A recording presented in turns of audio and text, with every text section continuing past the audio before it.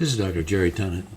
Today I'd like to discuss with you Lyme disease. Lyme disease is an extremely problematic and widespread illness in this country, with perhaps over 1 million people suffering from it. Most people think you have to be bitten by a deer tick in order to get Lyme disease, but that's simply not the case. So how do we come to believe that? Well, there's fairly ample evidence that this began during World War II when the Germans developed Lyme disease bacteria as a biological weapon. After the war, many of the German scientists were brought to the U.S., and it appears that one of the bioengineering scientists working in biological warfare was brought to the U.S. and placed on Plum Island off the coast of Lyme, Connecticut. Now, it appears that there was a problem with the food available for the deer at that time, and they swam across the short amount of water from Connecticut to Plum Island, where they were infected with the Lyme bacteria, carried it back to the city and the surrounding area of Lyme, Connecticut, where the children began to be bitten by the deer ticks and thus developed Lyme disease. And that's how it got its name and the reputation for having been bitten, have to be bitten in order to get this disease. Well, it turns out that's not the case. Lyme disease can be airborne like colds and flu.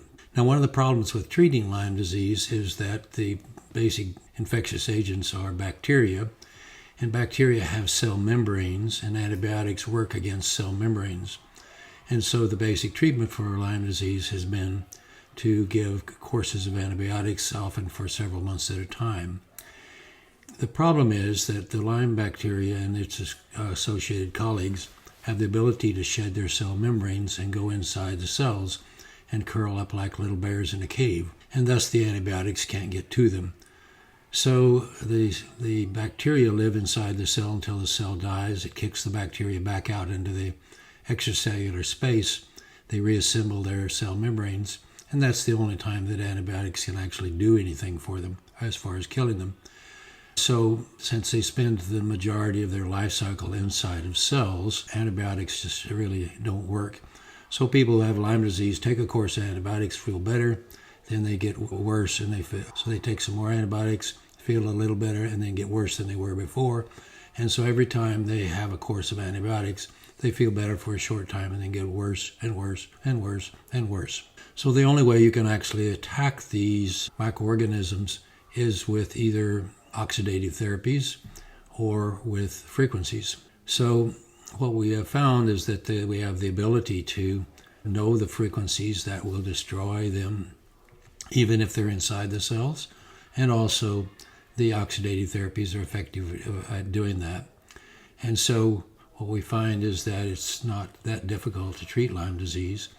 And so by using the frequencies and or using oxidative therapies in specific IVs, that particularly those that utilize ultraviolet light and other substances, that it works very well. So for example, my niece came in a few months ago having been diagnosed with Lyme disease. We treated her. The next day she felt tired. The next day she felt normal. And now many months later she's still feeling normal. So again, antibiotic therapy is not very effective against Lyme disease and often causes other problems with long-term use of antibiotics, whereas it's fairly easy to treat Lyme disease now with these new modalities. So I hope you find that helpful.